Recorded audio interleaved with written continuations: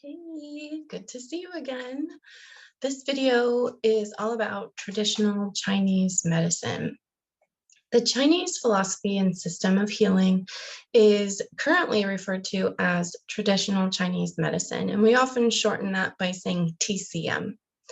And it's considered to be an ancient method of diagnosis and treatment. We will very briefly go over the Yin and Yang healing philosophy and the 5 phases or elements of Chinese medicine. One of the most familiar Chinese healing modalities within these healing practices is acupuncture. And again, just like the last video, eventually we're going to get to some charts because visually I learn better when things are put in charts. So I do encourage you to go back and read the PDF and enjoy the charts. So I've got a quote here from one of my favorite books. The book is called Vibrational Medicine, and it's written by a medical doctor, Richard Gerber. So he says, the Ni Ching, or Yellow Emperor's classic of internal medicine, is the earliest known text on acupuncture. It is believed to have been written during the reign of Emperor Hongti between the years 2697 BC and 2596 BC. Oh my goodness, this one truly is an ancient art in healing. The foundation of Chinese healing philosophy within acupuncture and other Chinese practices is that human beings are in a symbiotic relationship with the entire universe around them. And not only do food and water nurture our bodies, but the sun and air themselves enter the human body through the acupuncture portals. The Chinese often refer to this as qi or qi, whereas in Ayurveda, the Indian healing practice, they may have something very similar that they call prana, and they focus on the chakra energies rather than the Chinese meridians.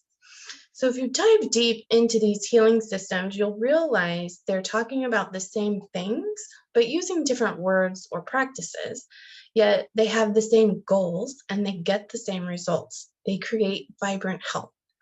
They're talking about the subtle, invisible energies and frequencies interfacing with our invisible physical bodies. During the 1600s, Christian missionaries went to China to convert the Chinese to Christianity, but instead they came home with incredible stories of Chinese physicians curing illnesses by inserting needles into the skin. And that quote is also from Vibrational Medicine. It's a very thick book. Both the Chinese and Ayurvedic healing systems believe in this concept: as above, so below. As within, so without, a shortened version of a quote by Hermes. So here's a side note.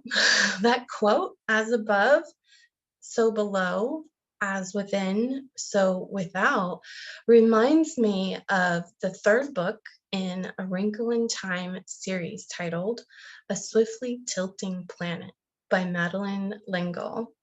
In my mind, these books are required reading for young people and adults, but that third book can really show us how what's happening within is often reflected to us on the outside.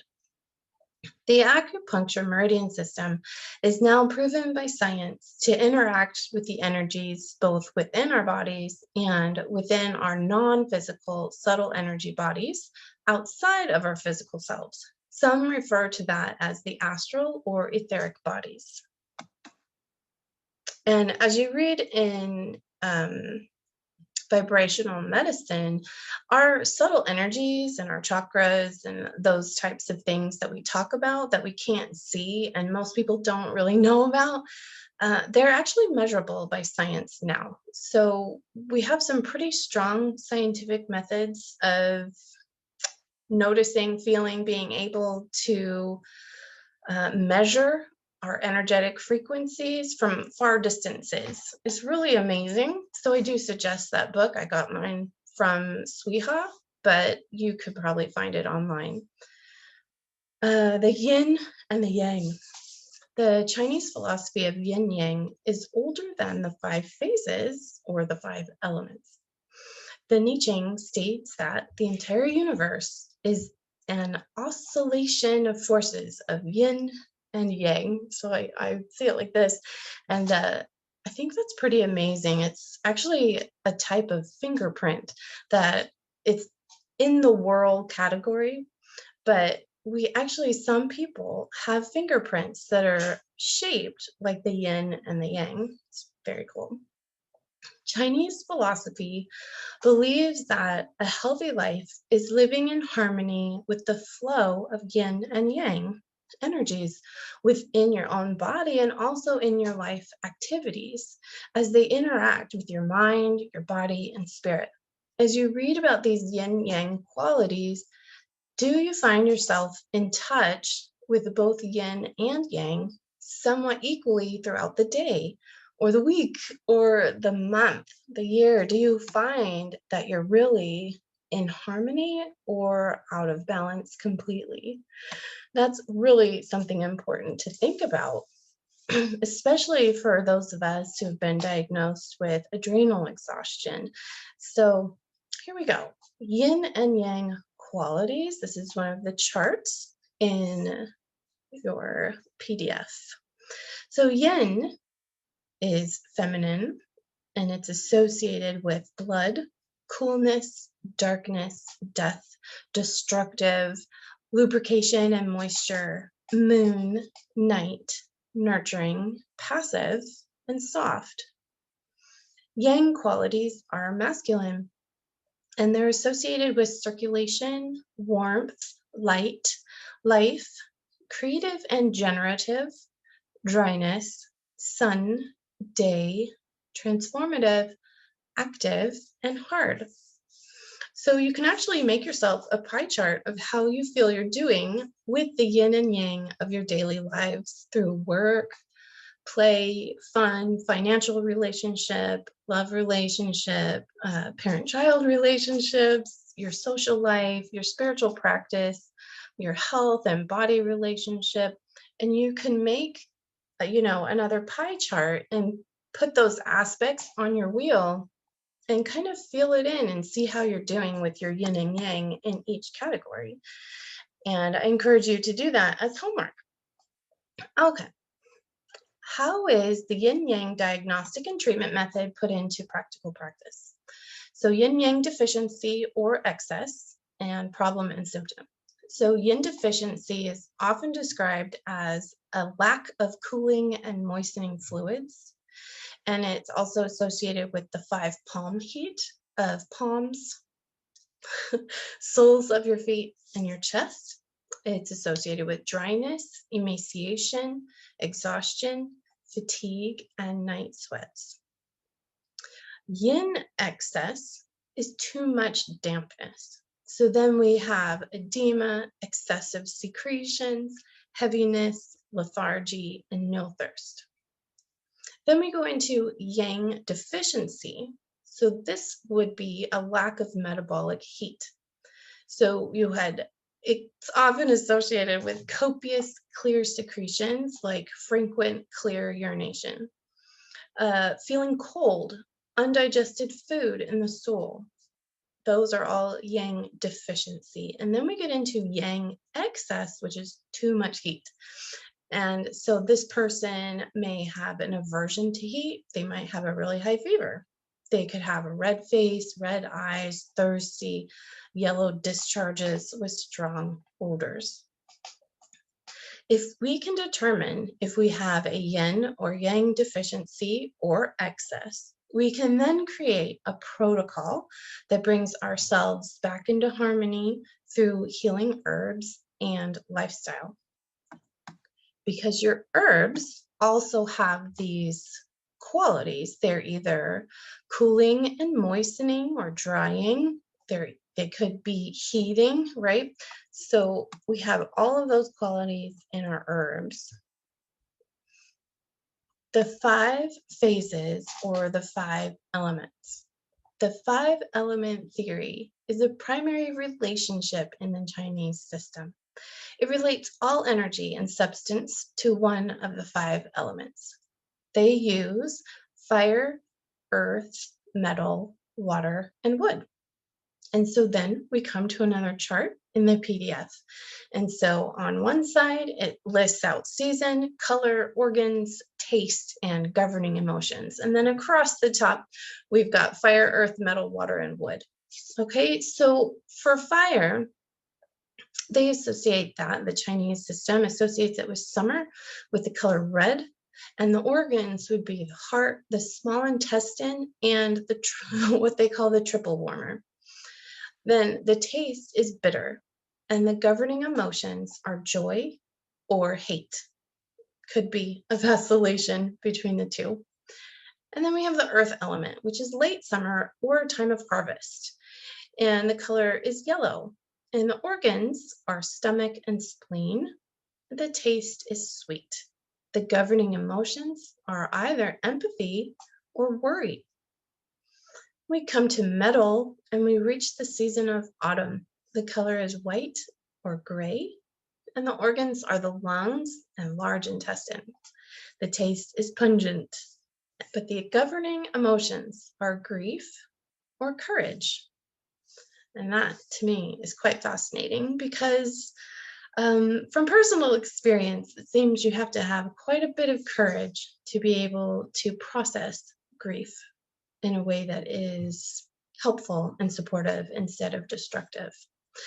All right, then we move to water. And the season is winter and the color is blue. The organs are the kidneys and the bladder, which makes perfect sense, right? Then we have the taste, which is salty, and the governing emotions of wisdom or fear. What I think is interesting, though, about the salty taste, as you read in your book Alchemy of Herbs by Rosalie de la Forêt, the salty taste isn't necessarily a taste that comes across as salty, like when you taste salt. Salty means extremely high in minerals, extremely nutritive, like the plant nettles. When I taste the nettles, I don't necessarily taste salt, but it does build strong, healthy bones, which are regulated by the hormones excreted by our kidneys, right? So if you're having any issues with your bones or your sciatic nerve, you actually landed yourself in the water element, which most people wouldn't consider bones to be a water element, right? But it is. So thought that was fascinating. All right, and then we move to wood. We've got springtime, the color of green, the organs, liver and gallbladder, and the taste is sour. Governing emotions, creativity, or anger. In Chinese philosophy, fire nourishes the flow of earth and metal, and earth nourishes the flow of metal and water.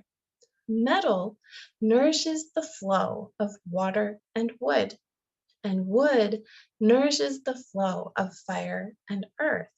And then the cycle continues in both yin and yang ways. I have inserted a wonderful picture from the book. It's a diagram from Vibrational Medicine on page 179 through 178 in that big gigantic book. It says the 5 elements and their relationship to energy flow between the internal organs. And I absolutely love this diagram because I'm a very visual person. So take a look at that as you go through your program and read your PDF. In the case of congestive heart failure, which is fire, it causes lung congestion, which is metal.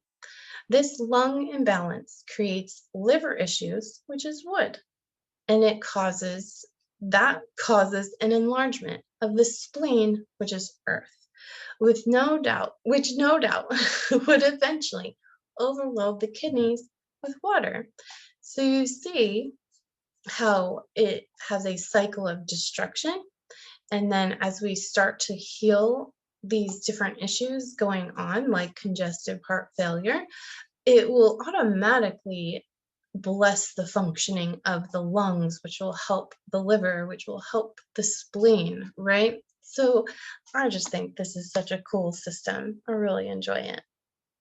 Another fantastic um, aspect, another wonderful thing to take a look at and just maybe consider. In the TCM acupuncture theory, the biorhythm cycles of the meridians are as follows in the chart in your PDF. So on one side, I've listed out the times of day in 2-hour increments. And on another side, it's the Chinese meridian.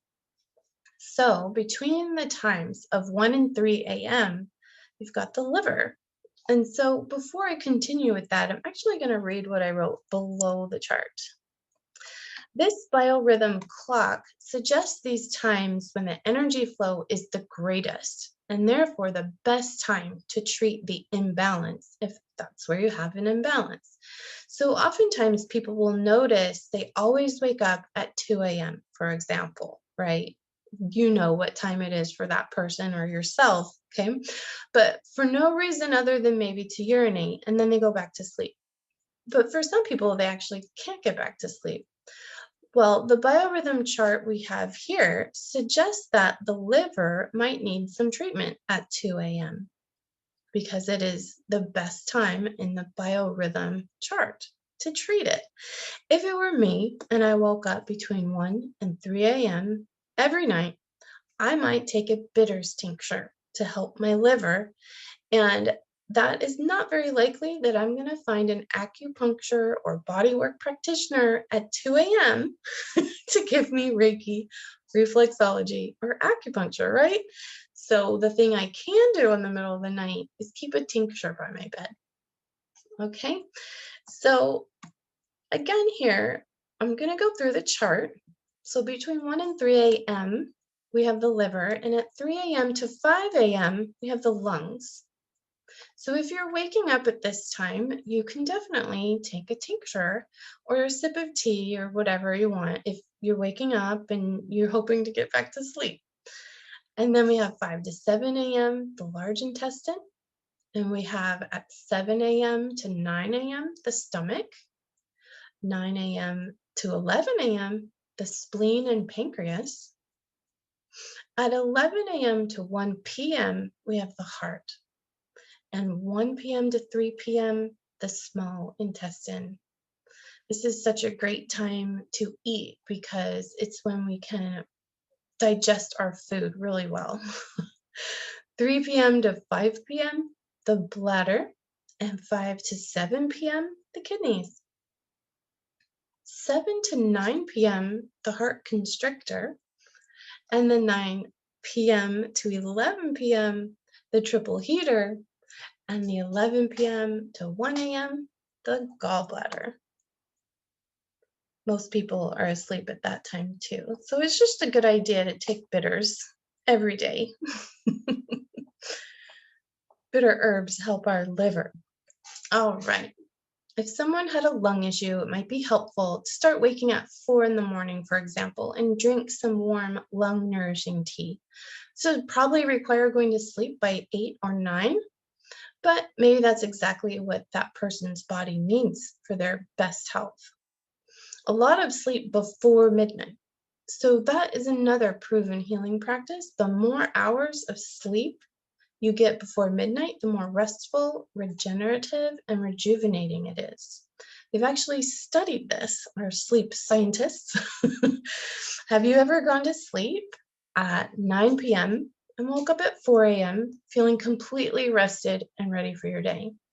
I definitely have. There was a long period of time where I did that. And have you ever gone to sleep after midnight and felt heavy and sluggish, not having to do with alcohol or anything like that? You just stayed up late and then you feel heavy and sluggish, like you could literally sleep all day.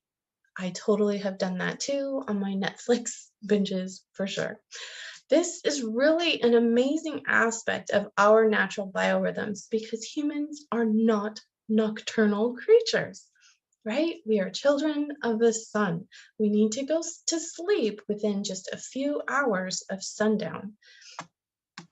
This is why a lot of people are using what's called blue blocks, and those are glasses that you can put on in the evening to protect your biorhythms from all of the blue light energy that we get from our electronic devices. So that's one way that some people do it. Other people just go old school and they turn off their electric lights and they turn on the candles because the candle emits that beautiful sundown energy, right? It's got the colors and it's just a nice calming vibe. So those are some options if you're having some trouble with sleep. But later we, of course, will get deep, deep, deep into a whole segment on sleep hygiene. It was just something I thought of to start talking about. Okay, now, and sorry about this thing on my face. Oh, I just saw it. Okay, so I ate food that I am allergic to. I didn't know I was allergic to it until I ate it. And I had checked the ingredients and I'm like, okay, there's no soy in it. I should be fine.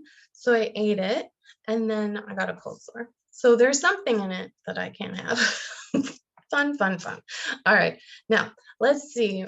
What I did here is I made a gigantic chart and I tried to combine the four humors with the Ayurvedic doshas and TCM into one chart. But if you really want to just keep them separate, that's totally fine. And if you want to pick one system that you love and you want to work with deeper, go for it. I just thought it would be interesting to put them together and see where they overlap and where they don't. Kind of like a Venn diagram, except it's a chart instead of a Venn diagram.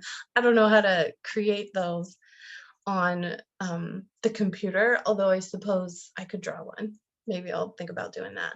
Okay, so on the top, we've got the elements, right? We've got fire, earth, metal, water, and wood. And down the sides, we've got the season, color, and then I listed out the four humors and doshas. So the season for fire is summer. The color associated with it is red.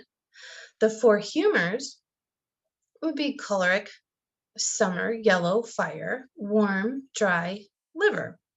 In doshas, it would be pitta, which is water and fire. So that's late spring to summer. And the colors would be red, yellow, and warm and moist. With the earth element, we've got late summer and yellow. But when you look at the four humors, we're thinking melancholic, autumn time, not just late summer, but also autumn. And we've got black earth, like that rich black soil that is so nourishing, and also cold and dry in the spleen. When we look at earth under the doshas, we're looking at kapha, which is a mixture of water and earth. So then we've got winter to spring. So it's definitely not a match with late summer and autumn, right? So this is where we notice some differences. We've got white, cold, and moist. So in the four humors, cold, dry, and with doshas, cold, moist. But either way, it looks like it's cold. Okay, then under metal, we have autumn, white, and gray. We've got the melancholic, autumn, and earth. But under the doshas, we have ether, where vata, which is ether and air, and that's autumn to winter. And then we've got blue and cold and dry. Under the water element, we've got winter and blue. In the four humors, it's phlegmatic, winter, blue, water, cold, and moist. In the doshas, under the water element, we find kapha, which is water plus earth. Winter to spring, white, cold, and moist. And we also find vata, which is ether, air, autumn to winter, blue, cold, and dry. But underwater, we also find pitta, because pitta is both water and fire. So we have late spring to summer, red, yellow, and warm, moist. So here's what it is just kind of dawning on me as I'm seeing this and thinking out loud. Our physical bodies are made up of mostly water, and our planet is made up of mostly water. So it makes sense to me that most of our personalities are underneath the water in some way. I think that's just something interesting to think about. Okay, then we've got wood, the element of wood. We have spring and green. And we have, for the four humors underneath this wood, we have sanguine, spring, red, air, warm, moist, heart, right? And for the doshas, we've got kapha, which is water and earth. So we have spring, cold, and moist. And we have pitta, which is water and fire, which is late spring to summer, red, yellow, warm, and moist. So I think it's interesting to take all the quizzes and really take a look at yourself and know who you are. Or, if you're helping someone else, have them take the quizzes and really try and understand where they land the most, right? It's very helpful and it's fun. Okay. I don't know about you, but when we combine these three healing systems, I see some similarities and some very key differences. So, really, I want you to think about, does one particular diagnostic treatment system, is there one that you are feeling drawn to learn about more? Write it down, journal about why you think that system is calling to you. And that is also part of your homework. And we have reached the end. What I'm super excited about is our next video is going to be basically why we're taking the time to look at all of these different ancient diagnostic and treatment systems. These are healing systems that have been around for thousands of years. So why does our personality affect our health and sickness, right? It's super important because it affects us in a physical way and in an emotional way, which turns out those are physical chemicals happening in our brain. Anyway, it's going to be really enlightening and should be able to help you with your personal compliance to the kind of health protocol you want to be on. And if you're working with other people, it will help you to help them with their compliance to stick to the protocol they should be doing if they want to create health. And especially working with personalities, this is so important. And we all have one. All right. Have a beautiful, beautiful day. Bye bye.